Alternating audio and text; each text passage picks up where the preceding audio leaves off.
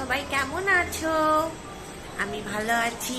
আজ তো সারা দিন বৃষ্টি পড়েছে, মানে আমাদের এখানে কাল রাতে যখন শুনলাম তখন থেকে শুরু হলো, মানে শোয়ার কিছুক্ষণ পরেই দেখছি বেশ জোরে আওয়াজ হচ্ছে, বেশ ঠান্ডা ঠান্ডা লাগছে। মানে এসিটাও পুরো রাত আমাকে চালাতে হয়নি, তাড়াতাড়ি বন্ধ করে দিতে হয়েছে, বেশ ওয়েদারটা ঠান্ডা হয়ে গেছে। আজ তো মোবাইলে দেখাচ্ছিল যে আজকে গরমটা গতকালের তুলনায় অনেকটা কম থাকবে, আজকে সুদিং ওয়েদার। বাট সকাল থেকে বৃষ্টি হচ্ছে, আমি তো ভাবছিলাম অফিস যেতে পারবো কিনা, গাড়ি পাবো কিনা। যাই হোক, সব কিছু ভালোভাবেই কেটে গেছে। মানে দেখো, আজ তো শনিবার, এমনি আজকে তো তোমাদের সেকেন্ড স্যাটারডে, তো ব্যাংক তো বন্ধ ছিল। এবার বিষয়বস্তু হচ্ছে যে ব্যাংক যখন বন্ধ রয়েছে তো এমনি রাস্তাঘাট একটু ফাঁকা থাকে, আর বৃষ্টি পড়ছে, কিন্তু আসার সময় দেখলাম বেশ ট্রাফিক। মানে কিছু কিছু জায়গায় মনে হয় তো জল জমেছে, বাট আমি তো দেখতে পাইনি কোথাও জল জমেছে। আসলে আমার যেটা মনে হয় যে বৃষ্টিটা কনস্ট্যান্টলি হয়নি, থেকে থেকে তোমাদের ইয়ে হচ্ছিল, কি বলে, কমছে বন্ধ হচ্ছে এরকম হচ্ছিল বলে বেশি কিন্তু কোথাও জল জমেনি। তোমরা যেখানে থাকো সেখানে কি জল জমেছে? যদি জমে থাকে অবশ্যই সেই তোমরা কোন জায়গায় জলটা পেয়েছো, এবং জল জমার ফলে তোমাদের আজকে অফিস যেতে কতটা লেট হয়েছে, আদৌ কি তোমরা অফিস যেতে পেরেছো, নাকি বাড়ি বসে রেনি ডে পালন করেছো, খিচুড়ি, বেগুন ভাজা, ডিম ভাজা এইসব খেয়েছো? সেটা কিন্তু আমাকে কমেন্ট বক্সে জানাতে একদম ভুলবে না। আজকে তো শনিবার ছিল, আমি চলে এসেছি অ্যাজ ইউজুয়াল, তাড়াতাড়ি বাড়িতে এসে গেছি। কিন্তু বাড়িতে আসার পর না একটা ম্যাচ ম্যাচ লাগছিল, ভাল লাগছিল না।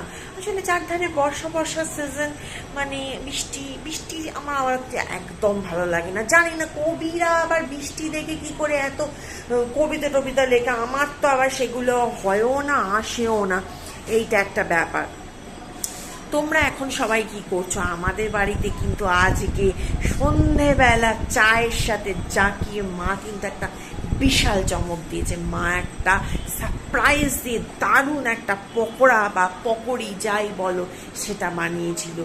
খেতে যা ভালো হয়েছিল বন্ধুরা, তোমাদের আমি কি বলবো, এত ভালো হয়েছিল পকোড়াটা, জাস্ট ওয়াও। এবার আমি তো এখন তোমাদের সাথে এত গল্প করছি, তোমরা কি এখন সবাই করছো সেটা তো আমাকে বলতে হবে। আমি তোমাদেরকে এবার দেখাচ্ছি আমার বাড়ির সকলে কি করছে। যা হয় বাঙালির বাড়িতে, যা হয় আমার বাড়ির লোকেরাও কিন্তু তাই করছে। মানে সেই ঘটনায় কোনো ব্রেক নেই। বাঙালিরা সন্ধেবেলা কি করে এটা নিয়ে একটা মানে বড় প্রবন্ধ আরামসে লিখে নেওয়া যাবে, যেটা আমার মনে হয়। চলো দেখে নি আমার বাড়ির বাদবাকি লোকেরা কি করছে, ঠিক আছে?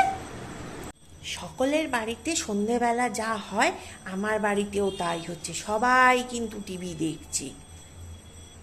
আমার বাড়িতে কে টিভি দেখছে? টমু, তুমি কি টিভি দেখছো?